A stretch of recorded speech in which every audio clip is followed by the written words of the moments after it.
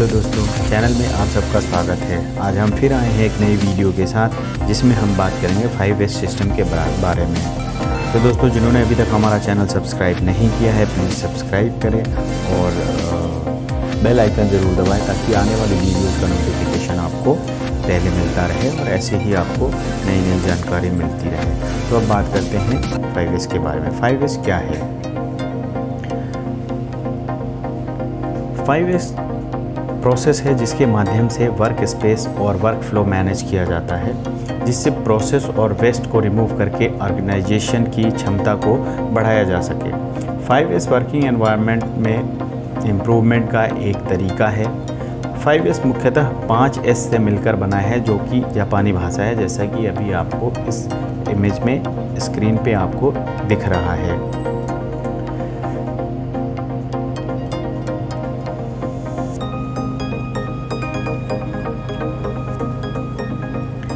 इस वीडियो में हम 5S के बारे में सारी जानकारी प्राप्त करेंगे, जैसे 5S के इतिहास के बारे में कि 5S की शुरुआत कहाँ से हुई, 5S का प्रोसेस क्या है और 5S के उदाहरण के माध्यम से 5S को समझेंगे। अब बात करते हैं 5S के बारे में विस्तार से। सर्वप्रथम 1980 में जापान की मैन्युफैक्चरिंग कंपनी टोयोटा ने 5S का उपयोग किया और इसे टोयोटा प्रोडक्शन सिस्टम का नाम दिया, जो बाद में 5S एक्टिविटी के नाम से फेमस हुई। सर्विस इंडस्ट्री में 5S का उपयोग 1990 से प्रारंभ हुआ। 5S एक अच्छे वर्किंग एनवायरनमेंट को बनाने के लिए की जाने वाली एक्टिविटी है। 5S की एक्टिविटी में कंपनी अथवा वर्क प्लेस के प्यून से लेकर मालिक तक सभी लोग भाग लेते हैं और अपने कार्य क्षेत्र को बेहतर बनाने के लिए कार्य करते हैं। अब बात करते हैं कि 5S के उपयोग से किसी इंडस्ट्री, ऑफिस या घर में क्या बदलाव या अंतर आ सकता है। असमानता को आइडेंटिफाई कर सकता है, वेस्ट को आइडेंटिफाई करके उसे कम कर सकता है, प्रोडक्टिविटी को बढ़ा सकता है, सेफ्टी को इम्प्रूव कर सकता है।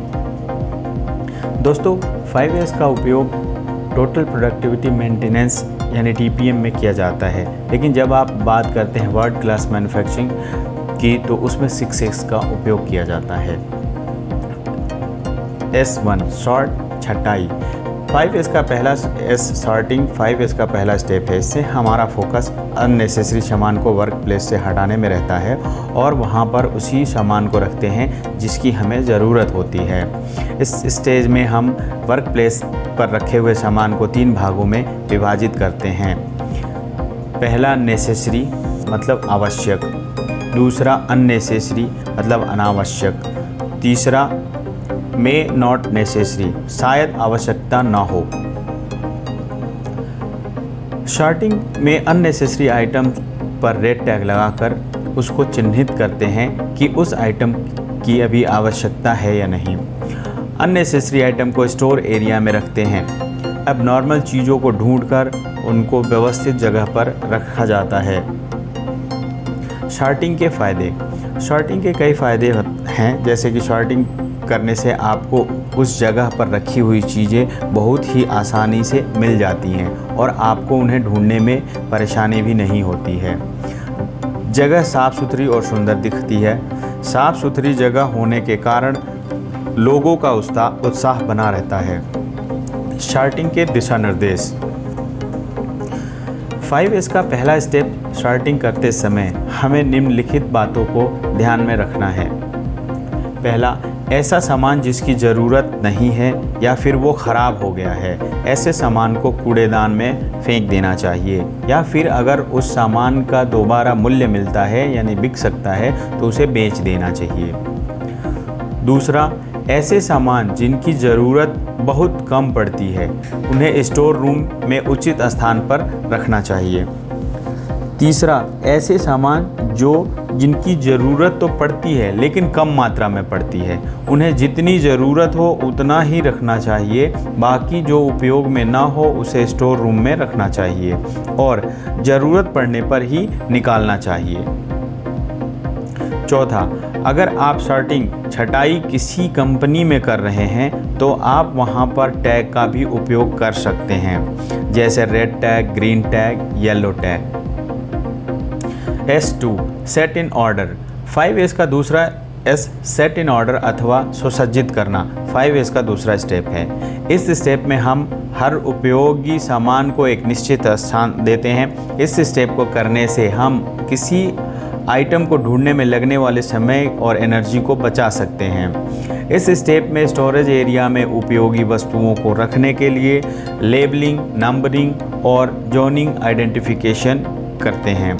इस स्टेप को करने से हम अननेसेसरी मूवमेंट और ट्रांसपोर्टेशन टाइम को कम कर सकते हैं। सेट इन ऑर्डर के फ़ायदे।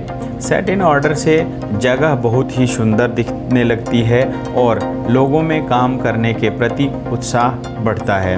कार्यस्थल सुंदर दिखता है। सेट इन ऑर्डर के दिशा निर्देश।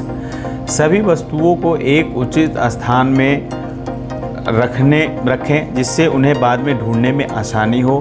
दूसरा, एक प्रकार की वस्तुओं को एक स्थान में रखें। तीसरा, किसी भी वस्तु का प्रयोग करने के बाद वापस उसे उसी स्थान पर दोबारा रख दें। चौथा, अलग अलग वस्तुओं के लिए अलग अलग स्थान निर्धारित करें। पांचवा, खराब वस्तुओं को कूड़ेदान में डालें। S3 साइन मतलब स्वच्छता। 5S का तीसरा S साइन 5S का तीसरा स्टेप है। इस स्टेप में हम अपने वर्क प्लेस को एक निश्चित समय में साफ करते हैं। यह निश्चित समय प्रतिदिन, प्रति सप्ताह अथवा प्रति महीने हो सकता है। स्वच्छता के लिए हम अपने कार्यस्थल को प्रतिदिन साफ करते हैं और देखते हैं कि वहाँ पर धूल ना हो। Signing activities. ज़मीन, खिड़की और दीवार को साफ करना। ऑफिस के सभी आइटम्स को साफ करना जैसे कि टेबल, मेज आदि। मेंटेनेंस शेड्यूल बनाना और उसको फॉलो करना। इक्विपमेंट और टूल्स की प्रतिदिन देखभाल करना और साफ रखना। साइनिंग के फ़ायदे।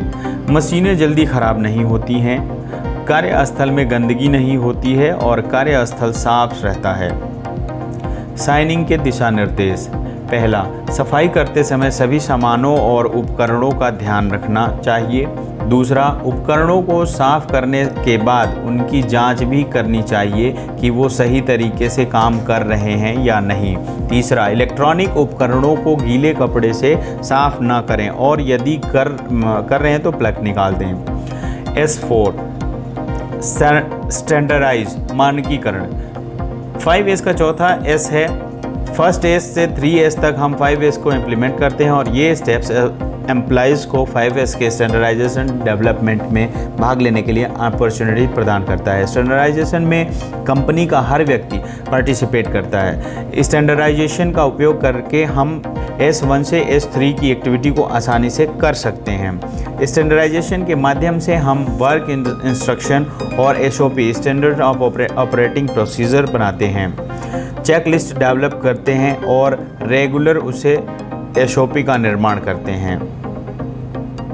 स्टैंडर्ड बनाने के फ़ायदे। स्टैंडर्ड बनाने के बाद S3 को लागू करने में आसानी होती है और उसे प्रतिदिन फॉलो करवाने में भी दिक्कत नहीं होती है। कार्यस्थल में रखी हुई वस्तुओं को ढूंढने में भी आसानी होती है। स्टैंडर्डाइजेशन के लिए दिशा निर्देश। स्टैंडर्डाइजेशन करने से तात्पर्य है कि हर काम का एक उचित स्टैंडर्ड बना दिया जाए या यूं कहें कि मानक बना दिया जाए जिससे किसी भी व्यक्ति को काम करने में दिक्कत का सामना न करना पड़े और उसे उसकी जिम्मेदारी का पता हो। दूसरा, हर काम के लिए चेक शीट और वर्क इंस्ट्रक्शन बना देना चाहिए जिससे काम करने में दिक्कत ना हो। हर जगह मार्किंग कर देना चाहिए। चौथा, सफाई कितने दिनों में करनी है इसका भी नियम बना देना चाहिए। S5 sustain स्वानुशासन। सस्टेन में हमें S1 से S4 तक की एक्टिविटी को डिसिप्लिन, कमिटमेंट और एम्पावरमेंट के माध्यम से मेंटेन करते हैं। इस स्टेप में हम रेगुलर प्रोग्रेस रिपोर्ट करते हैं, एम्प्लॉइज़ को ट्रेनिंग प्रोवाइड करते हैं, 5S एक्टिविटी का इवैल्यूएशन करना, प्रक्रिया का पालन करना और सुधार के लिए खुद को खुला रखना, सभी एम्प्लॉइज़ को जिम्मेदारी के साथ काम करने के लिए उत्साहित करना। निरंतरता के लाभ। सस्टेन से लगातार काम सही तरीके से होता है, लोग अपने काम को समय समय पर करते रहते हैं।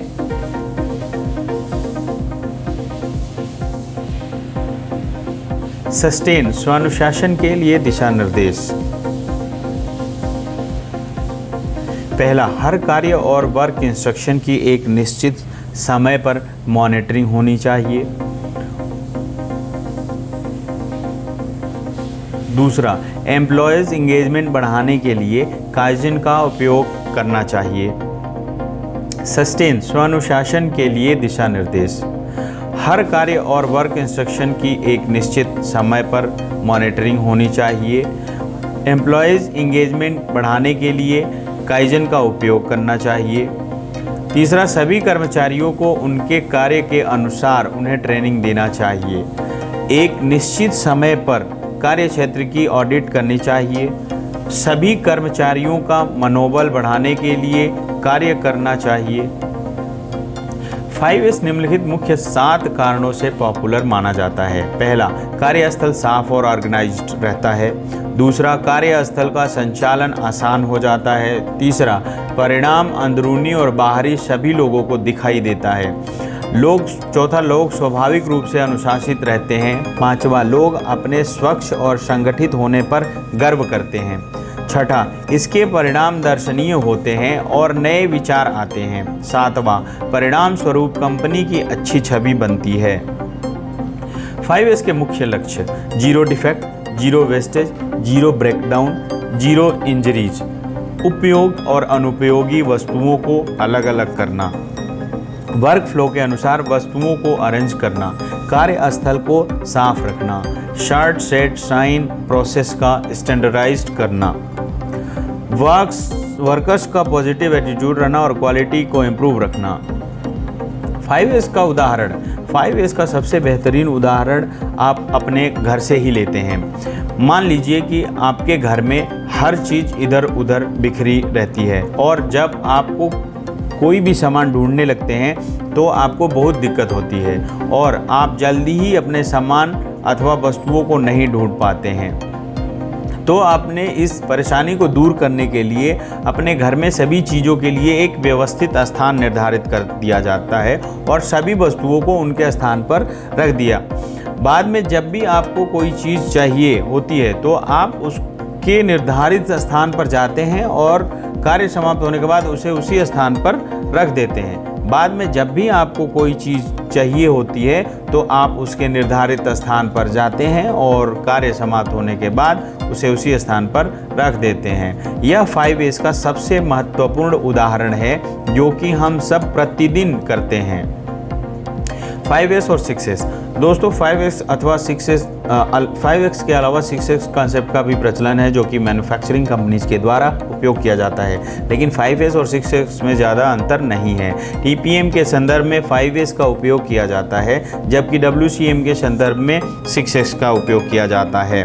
यहाँ पर TPM का मतलब होता है टोटल प्रोडक्टिव मेंटेनेंस और WCM का मतलब होता है वर्ल्ड क्लास मैन्युफैक्चरिंग। जहाँ पर DPM में 5S का मतलब होता है sort sets in order shine standardized और सस्टेन। वहीं WCM में 6S का मतलब होता है sort set in order shine standardized sustain और सेफ्टी।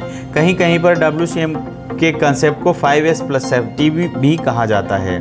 5S के फायदे। 5S के पहले S को शॉर्ट को करके हम अपने वर्क एरिया को गैर जरूरी चीज़ों को हटा सकते हैं जिससे कि हमारा वर्क प्लेस पूरी तरह साफ रहेगा और सुंदर दिखेगा।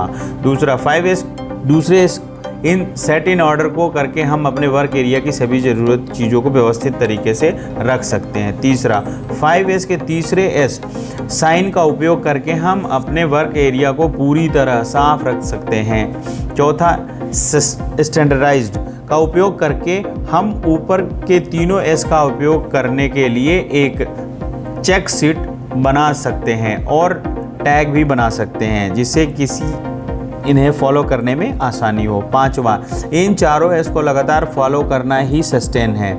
छठा 5S लागू करने से कार्य करने में सरलता आती है जिससे कि कर्मचारियों को काम में मन लगता है और ज़्यादा प्रोडक्टिविटी मिलती है। सातवां 5S लागू करने से उत्पादन के साथ साथ गुणवत्ता में भी वृद्धि होती है। आठवां समय की बचत होती है। 5S करते समय आने वाली दिक्कतें कौन कौन सी होती हैं। 5S करने के लिए आपको कुछ पैसे खर्च करने पड़ सकते हैं। 5X करने के लिए आपको कई लोगों की ज़रूरत पड़ सकती है। 5S कैसे लागू करते हैं? जब भी कोई कंपनी या ऑर्गेनाइजेशन अपने आप को आगे बढ़ाना चाहती है और उस अपनी कंपनी में 5S को लागू करना चाहती है, तो सबसे पहले वो या तो किसी अच्छे कंसल्टेंट या फिर कर्मचारियों को हायर कर सकता है जिसे इन सब चीज़ों के बारे में एक्सपीरियंस हो और वह व्यक्ति 6 सिग्मा एक्सपर्ट हो, जिसके बाद संबंधित व्यक्ति plan, do, check, act methodology का उपयोग करके 5S को कंपनी में लागू करता है। तो दोस्तों ये था 5S के बारे में विस्तृत जानकारी। कैसी लगी वीडियो आप लोगों को हमें कमेंट बॉक्स में ज़रूर बताएं। और हाँ, जिन्होंने अभी तक हमारा चैनल सब्सक्राइब नहीं किया है प्लीज़ सब्सक्राइब करें और लाइक शेयर ज़रूर करें। तो फिर मिलते हैं एक नई वीडियो के साथ, तब तक के लिए धन्यवाद। Thank you.